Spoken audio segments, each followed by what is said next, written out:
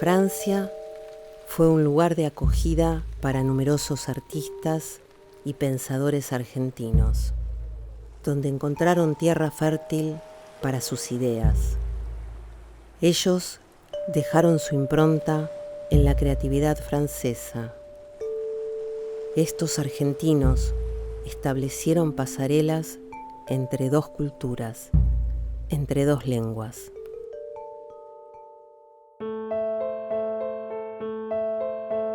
Hablar del exilio no es simple, fue duro, fue costoso. Llegué a la Gare de Lyon y ese fue el detonante que me incitó a instalarme en París.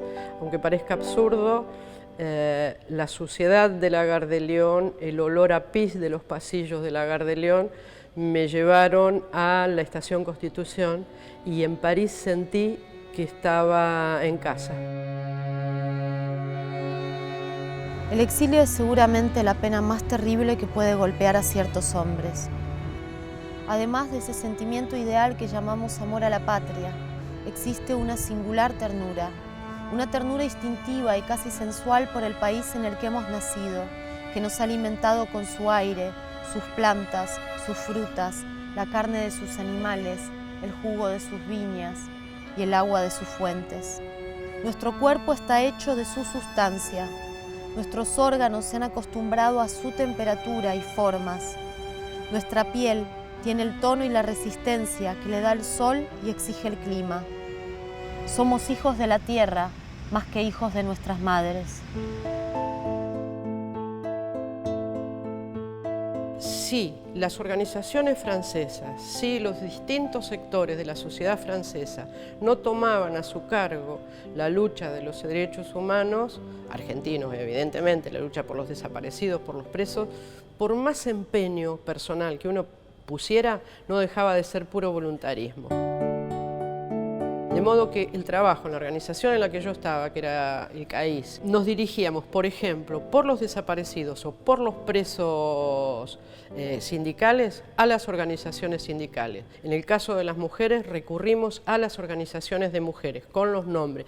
Y en el caso de los artistas, creo que la envergadura que tuvo la Marcha de la Ida fue que los artistas franceses tomaron a su cargo la defensa de los artistas desaparecidos o presos en la Argentina. Y se produjo una marcha que fue la que más gente reunió. Parecía más bien una marcha griega, ¿sí? Con el cuerpo y con el cadáver.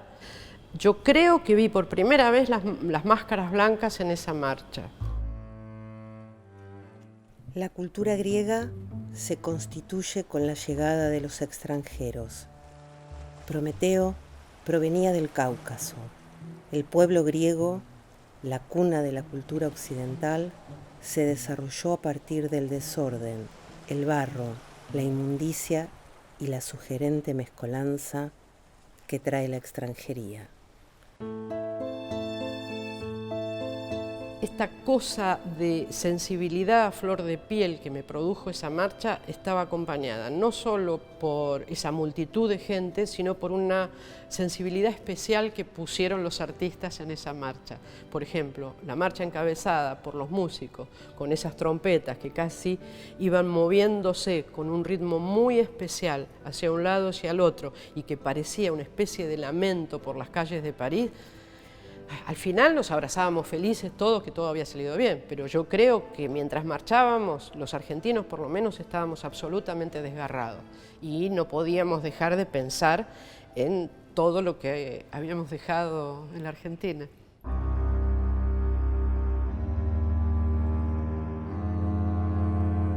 El hombre deja de ser el mismo a 20 leguas de distancia, porque cada parcela del país le hace y le quiere diferente.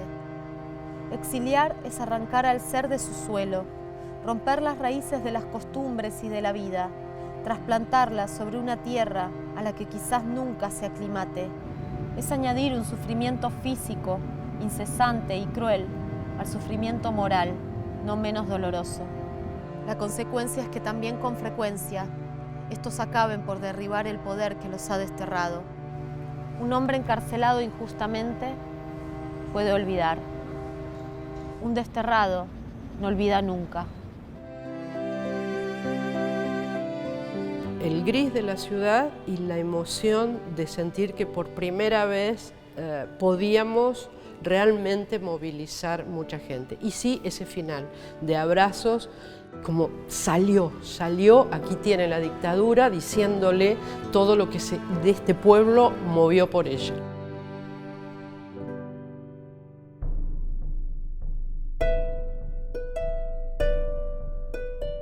L'Argentine était une terre d'asile pour les réfugiés politiques français après la défaite de la Révolution de 1848. Il y a eu deux scientifiques, Bravard, un géologue français qui est parti réfugié en Argentine après 1851, la restauration conservatrice, et il a créé les musées géologiques d'Entre Ríos et a participé beaucoup à l'activité en géologie, en géophysique en Argentine. Mais l'autre qui est très très connu en Argentine, c'est Amadé Jacques, un normalien, un philosophe, qui était le recteur, le doyen du Colegio Nacional Buenos Aires, l'équivalent d'une certaine façon du lycée Henri IV à Buenos Aires, et qui était aussi un réfugié politique de l'époque de la Révolution de 1948. Mais bien sûr, c'était aussi très fort dans l'autre sens, parce que la France, elle était une terre d'accueil de beaucoup de réfugiés politiques argentins, en particulier des scientifiques. Déjà en 1966, à l'occasion d'une des différentes dictatures militaires argentines, il y a eu la fermeture de l'université de Buenos Aires, qui était très importante. Et dans l'histoire argentine, on parle de la nuit de longue bâton, une nuit de répression probablement en juillet 1966, qui a donné lieu à la démission de 300 professeurs de la faculté des sciences qui sont émigrés un peu partout dans le monde, et entre autres en France. Et ces Argentins, de très bons scientifiques, qui sont aidés beaucoup, ils ont marqué l'école française en développement de la biologie moléculaire, de la biophysique. C'était un des premiers scientifiques qui ont travaillé de façon importante dans ce secteur. Mais après, il y a eu la plus forte dictature qu'a vécu l'Argentine, en 1976, et dans laquelle il y a eu beaucoup de scientifiques, et pas seulement des scientifiques, qui sont émigrés, qui sont trouvés refuge en France, et dans ce groupe des Argentins qu'on est arrivé, moi-même je suis arrivé en décembre 1976, il y a eu une vingtaine de physiciens disparus, et Alfred Kastler, le physicien, le prix Nobel français, a présidé un comité de physiciens français pour la libération des physiciens argentins, qui a développé toute une activité de dénonciation et de solidarité pour la défense des droits de l'homme en Argentine.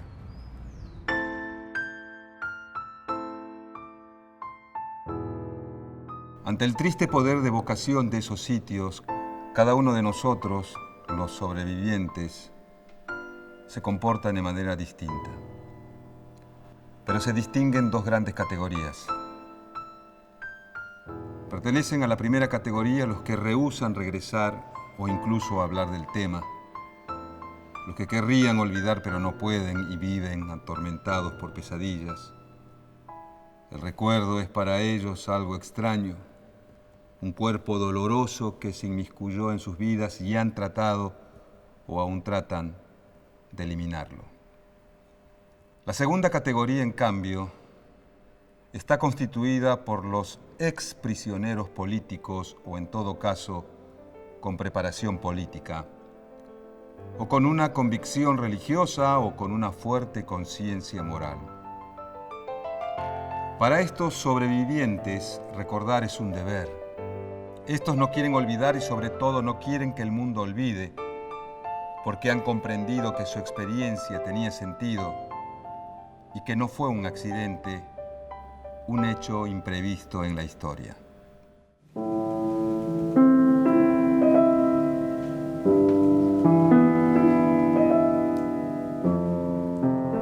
Novembre 64. Mon premier arrivé à Paris, c'était la gare du Nord. Il y avait l'un de mes premiers profs de piano qui vivait en France et qui m'attendait à la gare du Nord, Adolfo Mindlin, compositeur et pianiste.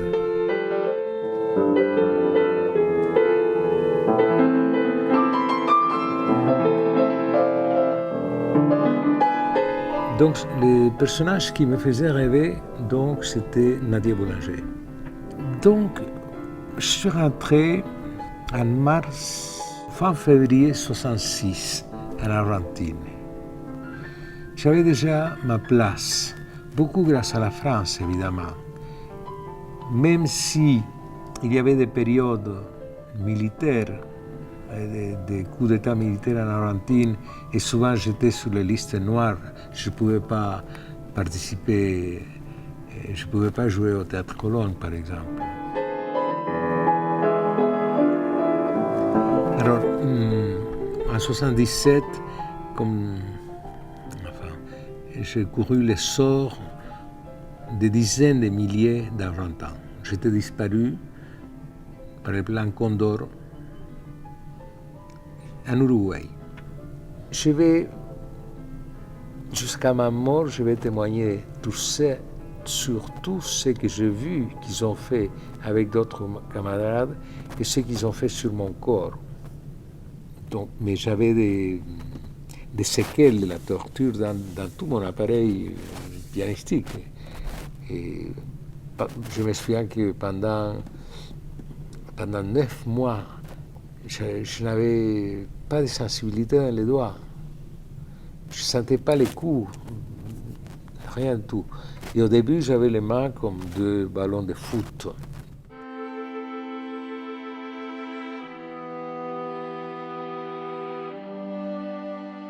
En julio de 1959, mi familia se instala acá en Argentina. La pasaron muy bien, se fueron por cuestiones económicas, volvieron a Francia, pero los dos mayores, Yves y yo mismo, nos quedamos ya atrapados por la vorágine política de los años 70. En el año 1976, en plena dictadura a partir del mes de marzo de ese año, mi hermano ya militaba en el PRT. Tenía grandes responsabilidades y un compromiso absoluto como francés con su patria de adopción. Fue así como 2 años más tarde, en septiembre del 76, secuestran y matan, asesinan a mi hermano Yves. Je ne pouvais pas savoir que le deuxième jour de ma disparition, des amis français, à commencer par Nadia Boulanger, la famille Aguenoer, Yves et Martine Aguenoer, leurs enfants, et des milliers d'amis français ont mobilisé le monde entier.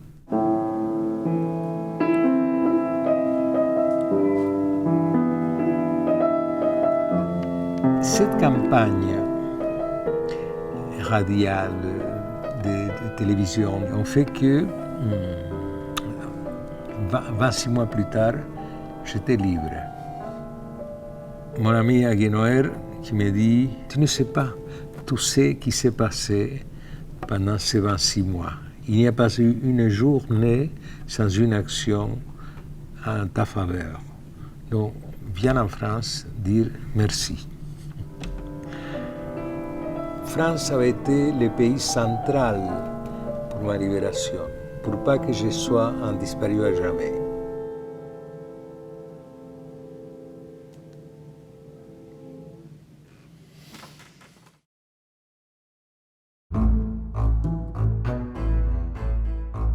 Desde la aparición de las vanguardias estético-políticas, digo, el vínculo entre política y arte es insoslayable.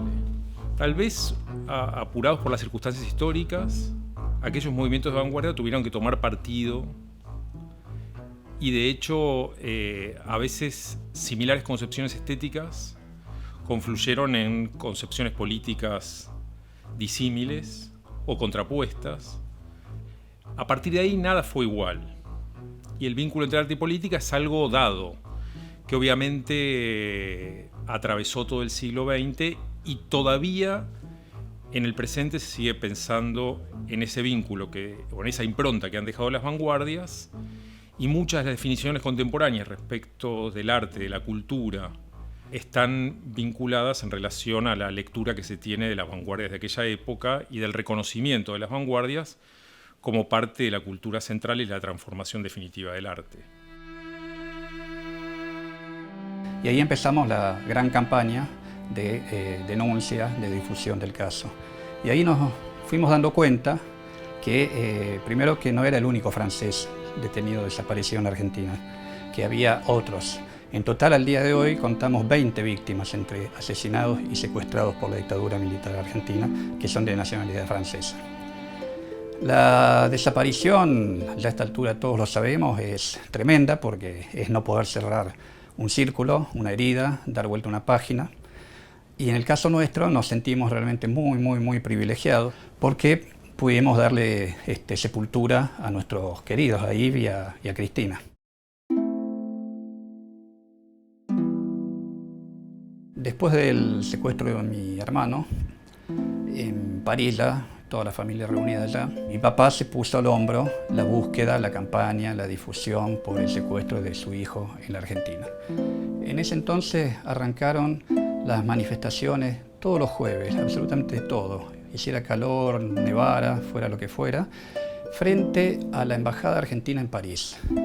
Y era realmente notable y conmovedor ver cómo intelectuales, trabajadores, amigos franceses, gente de París y de Francia, que han aportado un consuelo y un espaldarazo muy grande al exilio y a lo que se vivía, a todo el terror que se vivía en Argentina. Y desde la etapa de la dictadura cívico-militar y luego en democracia, Francia fue un país amigo, abierto, solidario.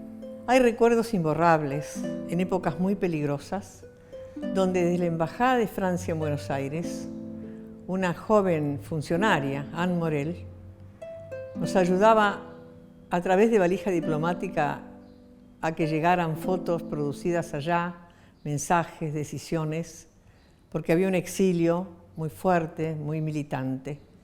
Y no solo el exilio hacía manifestaciones y trabajos hacia Argentina, sino también artistas franceses, Simone Signoret, Catherine Deneuve, Yves Montand, con unos carteles, consignas frente a la Embajada Argentina en París para decir que la dictadura estaba asesinando a su pueblo. Llegamos a París en 1981 a pedir solidaridad. Conocimos gente, no solo los argentinos refugiados, cuyas puertas del país fueron abiertas y les dieron todo tipo de posibilidades. Organizaciones como el CIMADE, como el ACAT. Sobre todo quiero recordar con profunda emoción la acción de Cristianos contra la Tortura, donde se hizo todo un empeño en cada población de las ciudades de Francia para apadrinar esta búsqueda de nuestros nietos desaparecidos.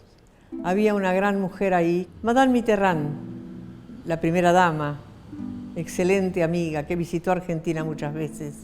Su fundación France Liberté fue también un refugio y una ayuda. Nos recibían con cariño, con afecto, y nos siguen recibiendo. Y este lazo de amistad es permanente. O sea que nada más que agradecimiento para Francia, y porque los seguimos necesitando. Buscamos todavía centenares de nietos. ¿Habrá alguno en París?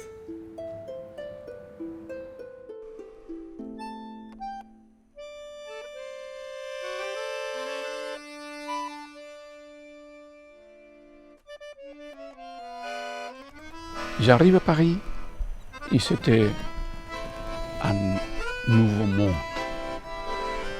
une langue que je ne connaissais pas. Et j'étais comme un petit garçon face à quelque chose tout neuf. Et lorsque je arrive à Paris, et l'accordéon partout, dans les mains des petits enfants, des petites filles, des jeunes filles et des jeunes garçons. y de grandes acordeonistas que venaient de partout dans le monde, des Russes, les Roumains, les Africains. El acordeón partout. Et là, j'ai entendu parler donc de Marcela Solar, de Richard Galliano, de Daniel Colin, de Joe Privat y de tantos otros colegas que je m'excuse de ma mémoire, des fois elle est très faible.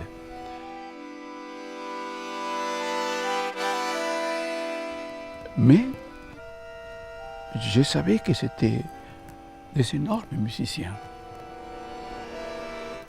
Et je voudrais dire que aussitôt que je suis arrivé en France, et à fur et à mesure que je connaissais quelqu'un d'entre eux, tout de suite je sentis que j'étais bien reçu.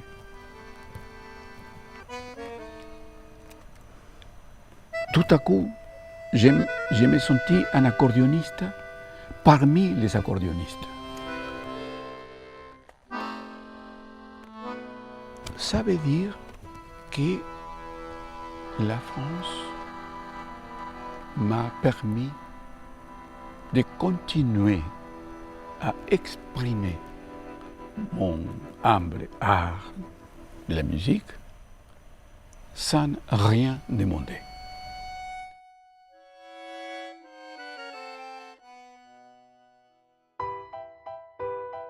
A mí me parece que hay algo muy particular que surge en Francia, que Francia es vanguardia en el siglo XIX a nivel estético y político, por las grandes transformaciones y porque París en algún punto es la ciudad luz y el gran imaginario que se construye justamente en esa época como una especie de capital de la cultura del mundo.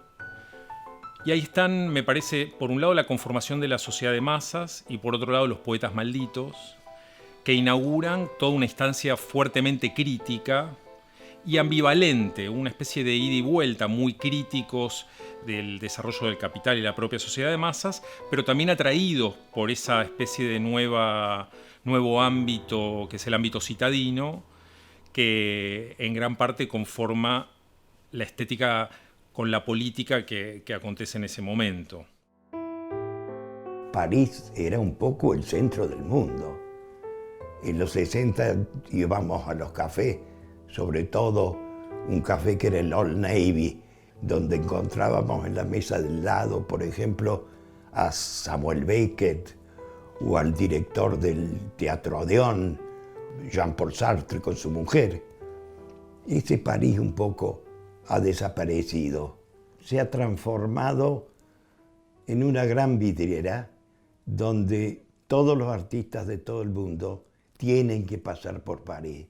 El Pompidou, por ejemplo, está mucho más dedicado a los grandes artistas de Estados Unidos y de Alemania que a los franceses mismos. Yo me he querido divertir con lo que he hecho desde mis primeros cuadros. Mi trabajo está muy relacionado a la reconstrucción histórica de mi infancia.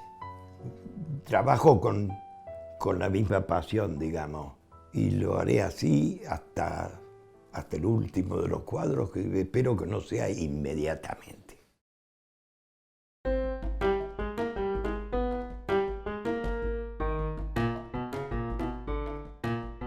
La cultura cumple roles diferenciales, en parte en relación a lo que hablamos del surgimiento de París como vanguardia y del surgimiento de la cultura de masas. Me parece que la cultura a veces es como una gran costra, y el sistema lo ha entendido bastante de esa manera, digamos, que puede tapar o subsanar ciertos problemas políticos y sociales, y que muchas veces también cumple un rol de una especie de memoria activa, ¿sí? La cultura deja una especie de impronta de una época y se traslada y trasciende su propia época, y esa época tal vez vuelva a leerse críticamente como gran parte de la cultura la ha leído. Ahora, también hay una cultura de masas que muchas veces lo que en realidad hace es propagar un ideal no crítico, sino que en realidad lo que hace es sustentar gran parte de los valores que sostienen al sistema. Cuando es más crítica, es más conservadora, y me parece que la cultura se ha vuelto más afirmativa, mucho más celebratoria de la época. Hoy está todo mezclado. El arte parece más un supermercado, digamos, parece otro ámbito en general donde el mercado ha hincado sus dientes y no parece ya la instancia crítica que pueda pensar mundos alternativos, vínculos suficientemente diferentes en el ámbito social. Lo que hace es más reforzar ciertos principios e ideales que el sistema tiene para reproducir cualquier instancia del capital. El mundo de la cultura se ha vuelto hipercivilizado, pero por otro lado neoanalfabeto, digamos. Uno maneja con el avance de la técnica un montón de cuestiones sumamente sugerentes, pero eso parecen relegar la cuestión crítica a un ámbito doméstico y no al ámbito social. O sea, hay una especie de sujeto atomizado por la mediación de las pantallas que ha perdido la imaginación utópica de pensar un mundo diferente.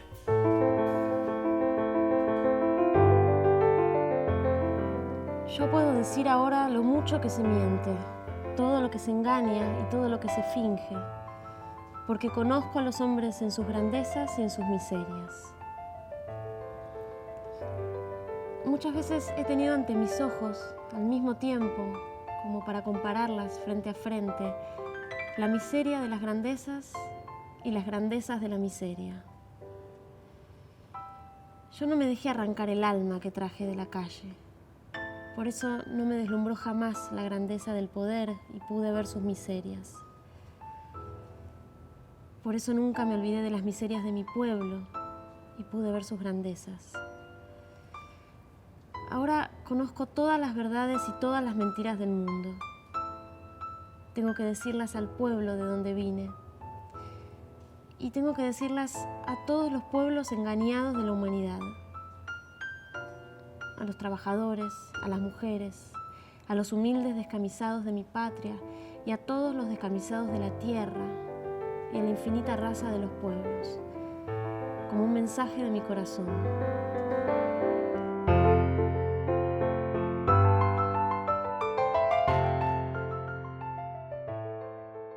Habría que trazar una genealogía, digamos, anterior a la década del 70, porque me parece que Argentina tiene una especie de fascinación con los franceses, absoluto.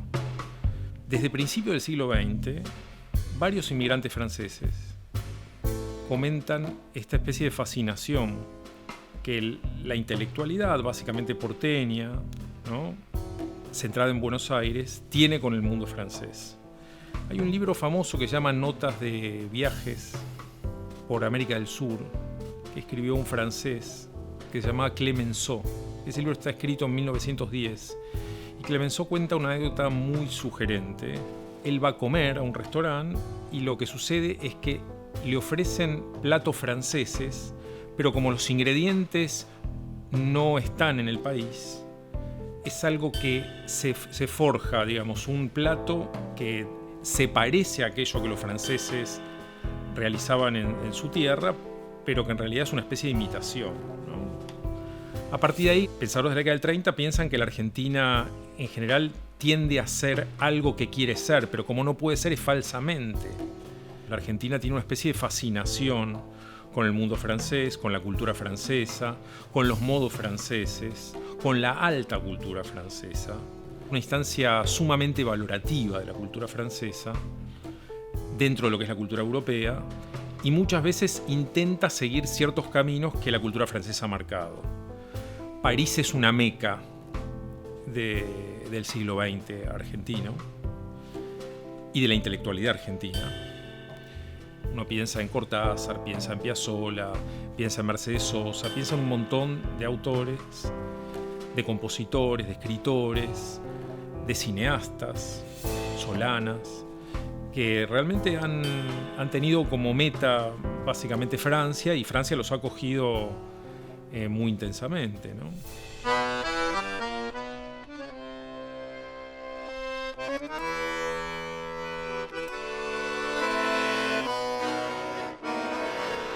Mon papa, il aimait beaucoup la France. Il toujours me parlait de Paris.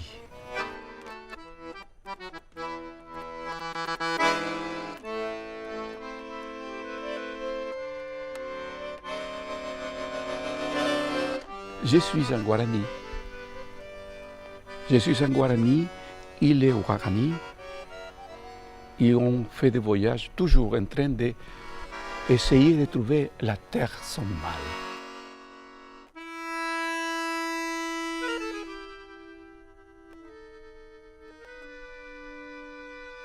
El Ibu Marain en guaraní.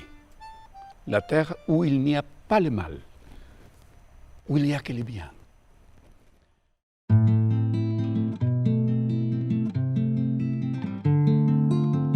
Parte de la cultura francesa realmente se preocupa por lo que sucede en otras latitudes y especialmente por el devenir de las dictaduras latinoamericanas. La Argentina no es una excepción en ese sentido, y la fuerte presencia, me parece, de ciertos creadores argentinos en Francia conllevan a que muchos representantes de la cultura francesa, del cine, de las letras, acompañen la lucha por hacer saber al mundo lo que estaba aconteciendo en la Argentina, ¿no? En la Argentina muchos ciudadanos negaron lo que pasaba en el ámbito de la represión, con la tortura, con la persecución política y el exterminio de un montón de gente que pensaba que el mundo podía ser otra cosa. Hubo un acompañamiento en parte intenso de la cultura francesa, en gran medida por, me parece que la importancia de los protagonistas que en Francia asumieron el hecho de que se supiera las brutalidades que estaban aconteciendo en la Argentina.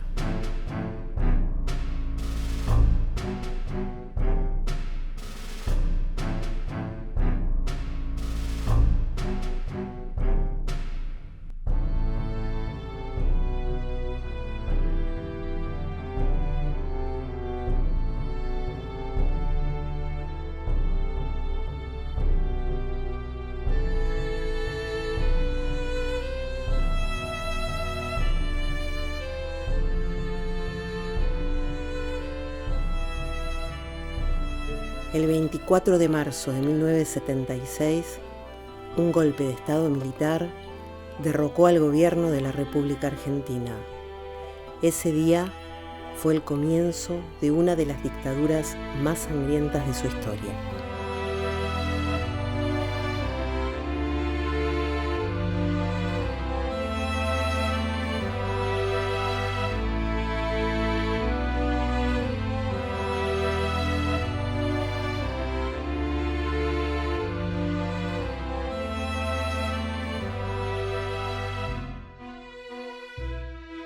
Deux religieuses françaises, Alice Daumont et Léonie Duquet, qui toutes les deux sont nées dans le sud-est de la France, pardonnez-moi, et qui ont conçu que leur engagement chrétien, leur engagement de religieuse devait se faire en Argentine. Alice, la plus jeune, va quitter la France pour l'Argentine en 1967. Elle arrive à Buenos Aires, elle a 30 ans. Et Léonie, un peu plus âgée, quitte la France en 1949, après les années de guerre, et va arriver en Argentine à la même date. Elle a 33 ans. Et effectivement, ces deux femmes, lorsqu'éclate la dictature, en mars 1976, vont s'engager auprès des mères, vont seconder leur travail, vont les aider dans toutes leurs possibilités pour tenter de retrouver leurs enfants. Uno de los primeros viajes que se recorrieron a algunos países de Europa se hicieron con Amnistía Internacional. Conocimos a Ada y a Elda, que formaron una organización que se llamó Solma, Solidaridad con las Madres. Recorrimos mucho Francia, fuimos a muchos lados. En Grenoble se preparó una gran exposición. Se hicieron esas marchas maravillosas con las máscaras, que fue una marcha impresionante, con las banderas. Los artistas franceses participaron muchísimo de muchas cosas. Así que en diferentes lugares se iban haciendo actividades para que conocieran lo que las madres contábamos, ¿no? Tuvimos un apoyo muy, muy, muy grande las madres. Y después cuando se hizo el encuentro allá que Cortázar habló, esa maravilla que habló de las madres.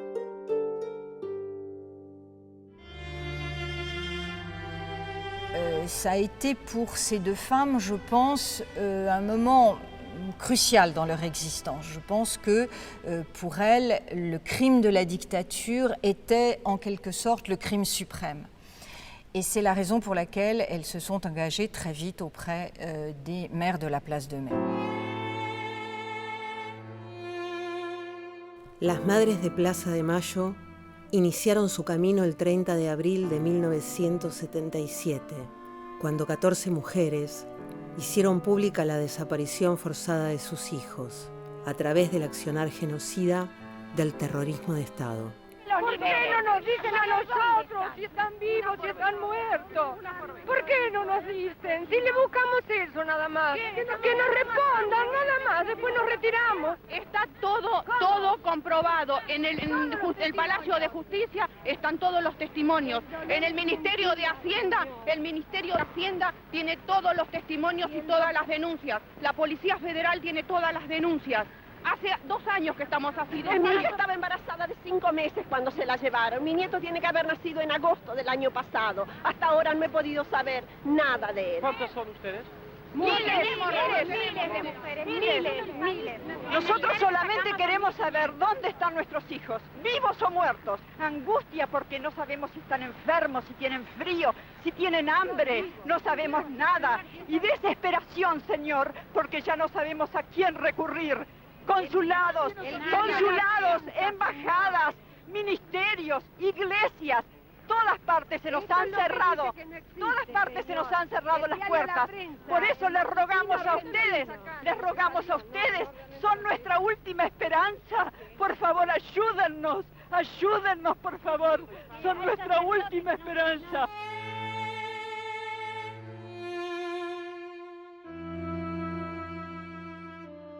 C'est une grande émotion d'être aujourd'hui dans cet endroit qui est à la fois le lieu du combat et le lieu de la répression, parce que c'est ici que se sont retrouvées les mères de la Place de Mai, que nous connaissons tous, qu'elles ont effectivement organisé leurs réunions, qu'elles ont programmé leurs actions, actions qui étaient de rechercher dans les commissariats, dans les tribunaux, partout où il était possible, dans les prisons, leurs enfants disparus. Et c'est également de cet endroit qu'elles vont sortir par la force des armes sur la dénonciation d'une personne qui en France a défrayé la chronique en son temps parce qu'elle a été l'objet d'un jugement à la réclusion criminelle à perpétuité, Alfredo Astiz. Alice disait, en parlant d'Alfredo Astiz, qu'il était beau comme un ange, mais ça a été pour elle le signe de la mort. Et cet homme s'est fait passer pour une personne qui cherchait son frère et a ainsi pu connaître les adresses, connaître les lieux de réunion.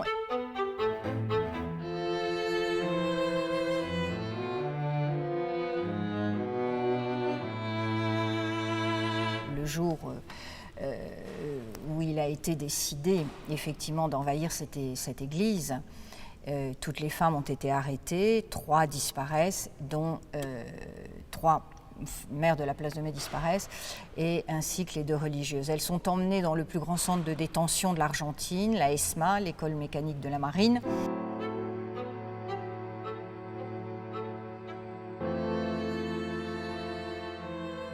Elles sont emmenées à la ESMA et apparemment elles ont été détenues pendant une dizaine de jours, torturées, et on évalue plus ou moins leur mort aux environs du 20 décembre 1977.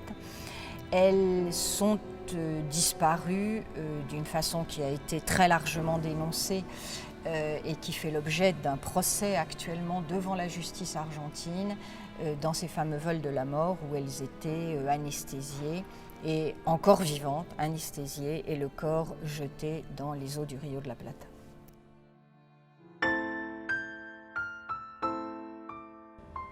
Bajo las matas, en los pajonales, sobre los puentes, en los canales, hay cadáveres.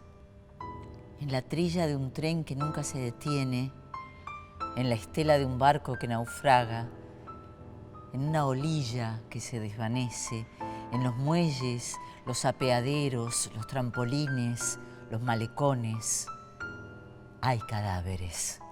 En las redes de los pescadores, en el tropiezo de los cangrejales, en la del pelo que se toma con un prendedorcito descolgado, hay cadáveres. En lo preciso de esta ausencia, en lo que raya esa palabra, en su divina presencia, comandante, en su raya, hay cadáveres. Porque cuando se llevan a Azucena, Mari y Esther, que la secuestran, nosotros no teníamos ninguna protección. No se sacaba nada, más que éramos locas. Entonces se las llevan y no teníamos a quién recurrir, porque era el 77. Entonces todo el 78 fue muy dramático para nosotros, porque no vino más nadie a la plaza. Tuvimos que ir casa por casa, dos madres que nos decidimos a no abandonar, casa por casa, y decirles, volvamos. Tenemos los hijos y las madres desaparecidas ahora. Cuando en el 83, a primeros años del 83, viajamos, ya teníamos la entrevista concedida por Mitterrand. A mí me sorprendió las preguntas que me hizo, muy políticas, con mucho respeto. Claro, eso fue un boom, para las madres era como una protección. Y eso, imagínate, volver de un viaje donde atiende el presidente, estábamos reprotegidas, sentíamos que podíamos, que nos podían llevar, pero ya iba a ser más difícil que nos maten. ¿Y por qué estás firmando? Si sale ni un patrullero. Yo no firmo a los patrulleros, nosotros no nos firmamos. Sí, pero no me toca a mí. Bueno, pero yo usted lo estoy tocando. Vos me estás firmando, anda. Anda a firmar a tus patrones, anda. Que tenés mucho, desgraciadamente. Obediencia de vida, vaya.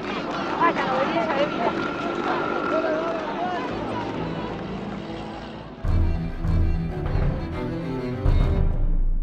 Muy duro fue lo del Mundial, muy duro. Muy duro porque nos golpearon mucho en la plaza, vinieron. Pero claro, viste que no hay crimen perfecto. Y ellos nos soñaron con que la televisión holandesa, en vez de transmitir el Mundial, vino a pasar la Marcha de las Madres. Es ahí donde nos conoce el mundo. Francia siempre ha sido un país muy luchador, siempre hay marchas, siempre hay cosas, siempre hay estudiantes que reclaman, pero no son tan fuertes ahora. Y que la solidaridad entre los pueblos es lo que nos salva. Entonces, eso demuestra que los pueblos tenemos mucha fuerza. La calle tiene mucha fuerza.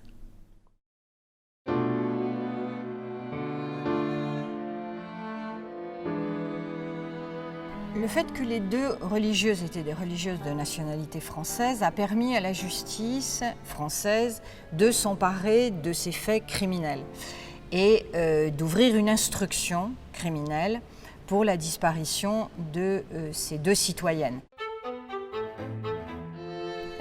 Durant ces années, la figure qui est apparue comme la figure symbolique responsable de la disparition des deux religieuses était celle d'Alfredo Astiz. Et c'est la raison pour laquelle il a été inculpé par la justice française et ensuite condamné à la réclusion criminelle à perpétuité le 16 mars 1990. Cela étant, malgré les diverses demandes que j'ai pu faire, les demandes présentées par de nombreux organismes de droits de l'homme français, jamais l'Argentine, pendant la période de l'impunité, n'a effectivement extradé Astiz. Il a été arrêté, mis sous écrou extraditionnel quelques jours pour être ensuite libéré.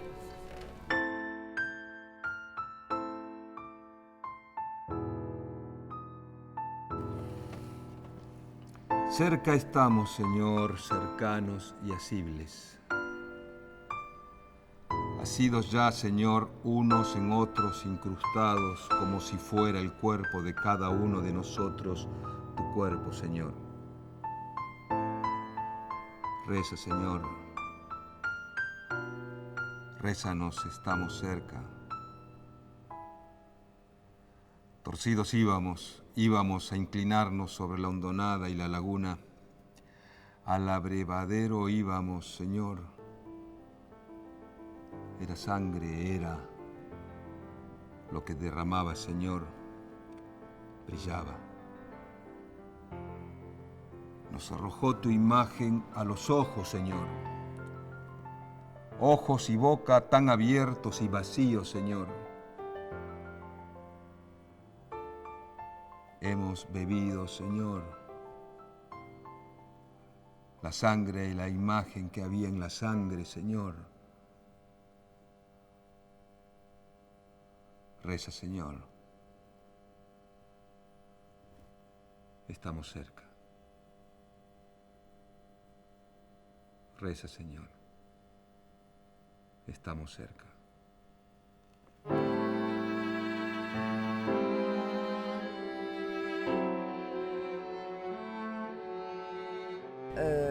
Ultérieurement, lorsque va s'ouvrir en Argentine, après l'abrogation des lois d'impunité, du point final et de l'obéissance due des procès, les familles, les deux familles des deux religieuses vont être animées d'un espoir de ce qu'un corps puisse être retrouvé. Et nous savons que seulement le corps de Léonie a été retrouvé. Celui de Alice est toujours disparu. Et la famille va faire un voyage spécial au moment de l'enterrement de Léonie. Et à ce moment-là, je crois que pour les familles, la paix arrive. Un cycle se referme, en quelque sorte, même si effectivement la douleur de la disparition, la douleur du crime perpétré demeure.